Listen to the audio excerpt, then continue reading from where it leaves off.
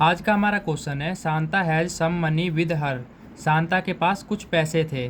C gave 50% of it to Deepak and 30% to भूपेंद्रा।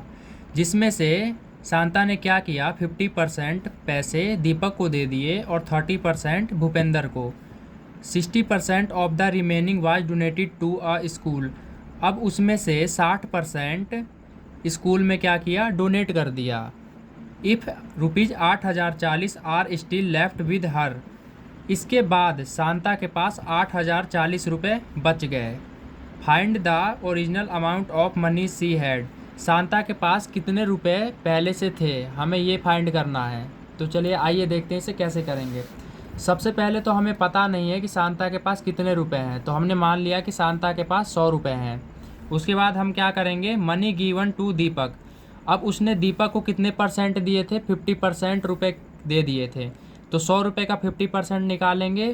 50% निकालने के लिए क्या करेंगे, परसेंटेज हटा के नीचे 100 लगा देंगे और 100 ये रुपये यहाँ पे मल्टीप्लाई कर देंगे। 100 से 100 कट जाएगा, यहाँ पे 50 रुपये आ जाएगा, जो कि 50 रुपये उसने क्या किए, दीपक को दे दिए। आगे चलते हैं। Money given to भूपेंद्रा। 100 रुपये का 30% उसने क्या किया, भूपेंद्रा को दे दिए। क्वेश्चन में कहा गया है कि जितना रुपये शांता के पास था उसमें से 30% भूपेंद्रा को उसने दे दिए।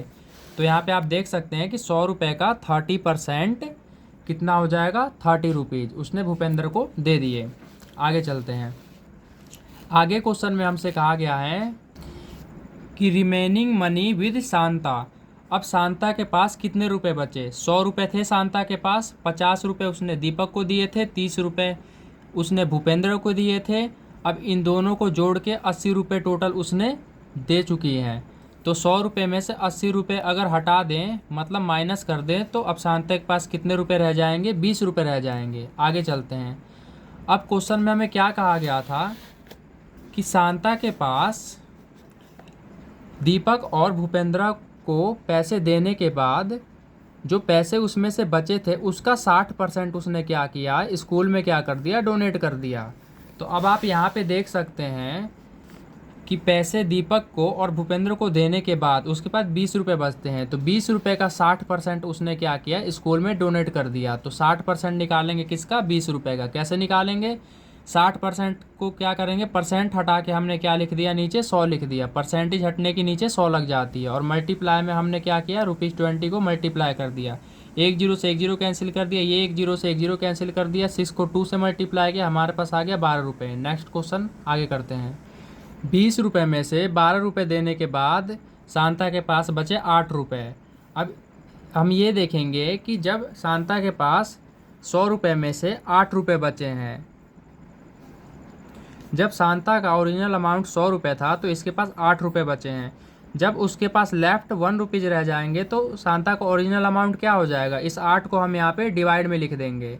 उसके बाद क्या करेंगे, जब 8,040 रुपये शांता के पास बचे हैं तो उसका ओरिजिनल अमाउंट क्या होगा, इसे निकालने के लिए हम क्या करेंगे, सबसे पहले तो इस वाली वैल्यू को यहाँ पे लिख देंगे। हमने ऐसा क्यों किया, अब यहाँ पे दिखा रहा है कि जब इसके पास 1 रुपये बचे थे तो इसकी वैल्यू इतनी थी।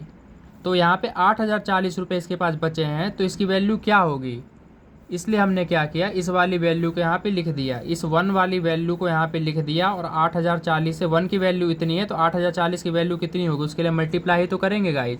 तो हमने क्या किया, यहाँ पे 8,040 को 8 से क्या कर दिया, डिवाइड कर दिया। कितने टाइम्स से, 1,000 5 बार पे से डिवाइड कर दिया। 8 बन जा 8, डबल जीरो आ गया, एक जीरो का जीरो आ गया, और ये 40 है। इकट्ठे हमने यहाँ पे क्या किया, काटा है, तो इसलिए यहाँ पे जीरो लगाया। 8 पंचे 40। तो अब क्या करेंगे, 1,005 को आप 1 से मल्टीप्लाई करेंगे, 1,005 आ गया, ये डबल जीरो आपने यहाँ पे लगा दिया। तो क्वेश्चन होता है गाइज कंप्लीट। अगर क्वेश्चन समझ आ गया हो गाइज तो वीडियो को लाइक कर दे और इसी तरह की वीडियो देखने के लिए हमारे चैनल को सब्सक्राइब जरूर कर ले। धन्यवाद।